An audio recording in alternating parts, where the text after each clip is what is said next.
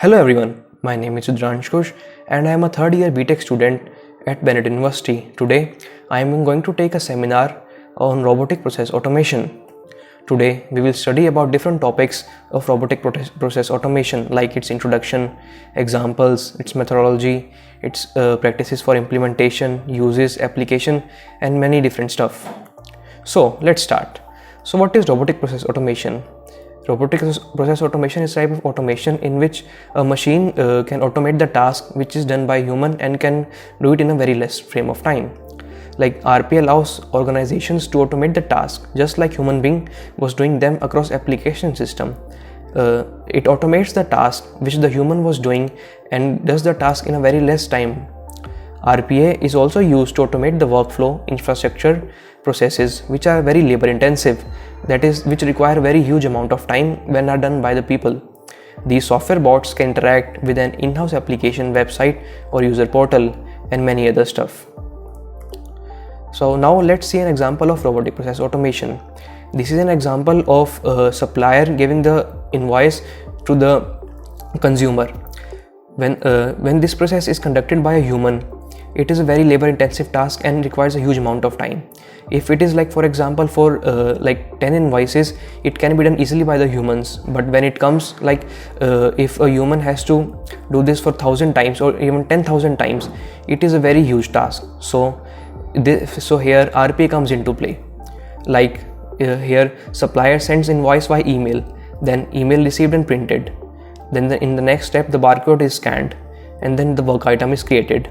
Now the PO number is used to retrieve the invoices. Now it's checked that if the supplier name is correct, it will go in this direction. If it is not correct, then it will go here. If it's wrong, then it will pass an exception and it will flag that. If the name is correct, then the invoice and date and amount will be generated. Then the PO and the invoice number is matched from the bill.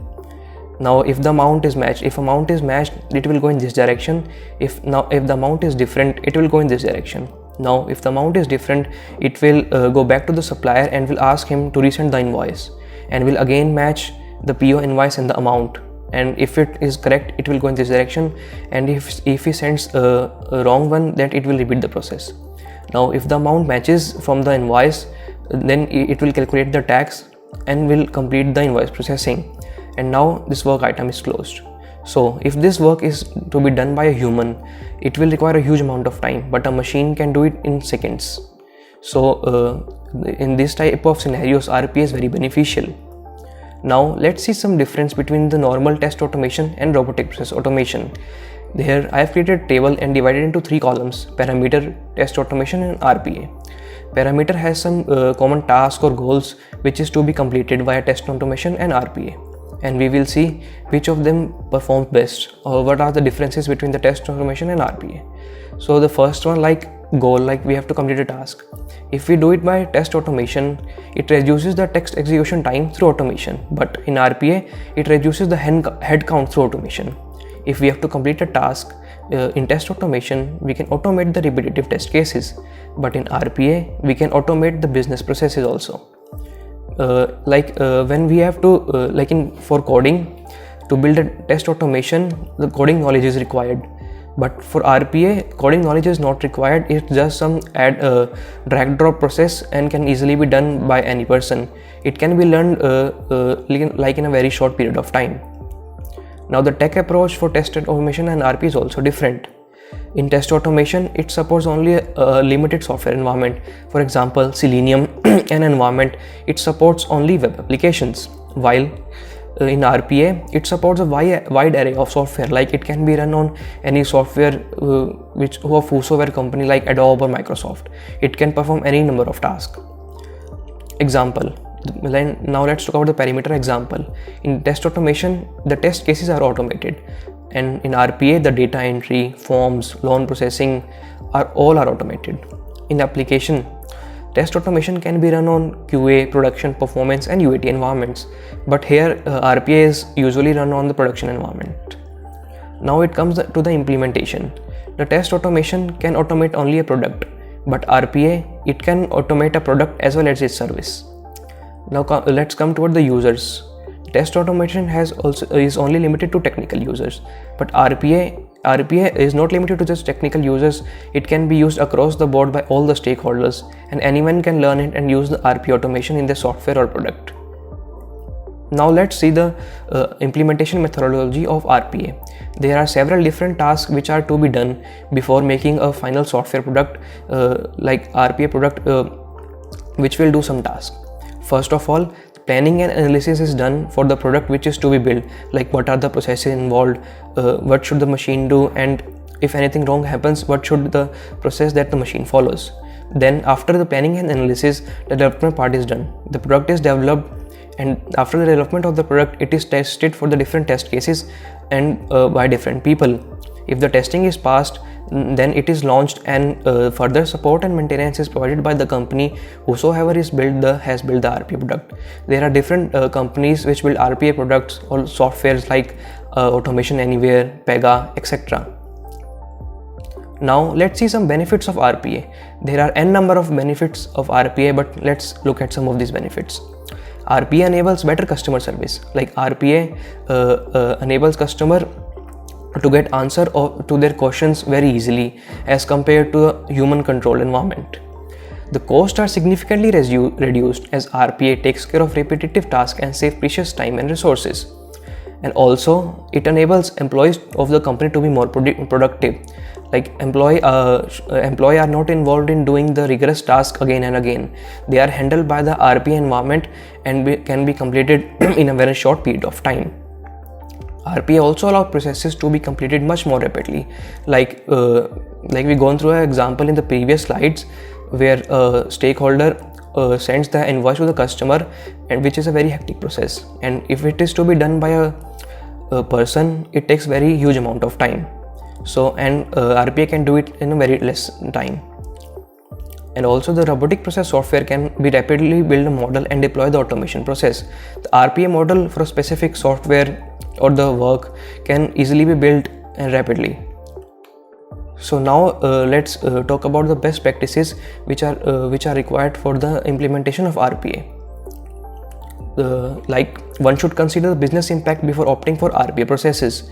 Like for whichever process or product the company is opting to build a RPA product, they should also consider first the business impact. Then define and focus on the desired ROI. And after that, focus on targeting larger groups and automating large impactful processes. The company should be able to target a larger group of people by creating a software product like RPA software product. Combine attended and unattended RPA. One should combine the attended and unattended robotic process automation. Poor design, change in management can create a havoc. So if the design created by the developer in RPA is not able to match with the expectation of the consumer, and if the management is also not strong, like the maintenance is not provided accordingly to the time, it can create a lot of issue. And also while making a software product for the RPA, one should not forget the impact of it on the people.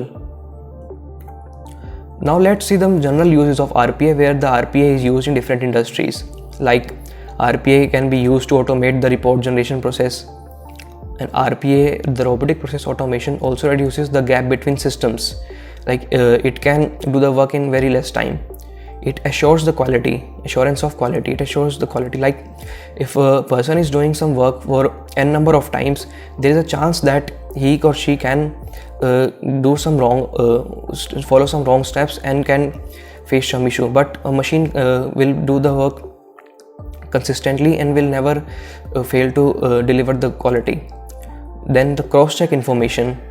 The machine also checks the information that it is correct or not.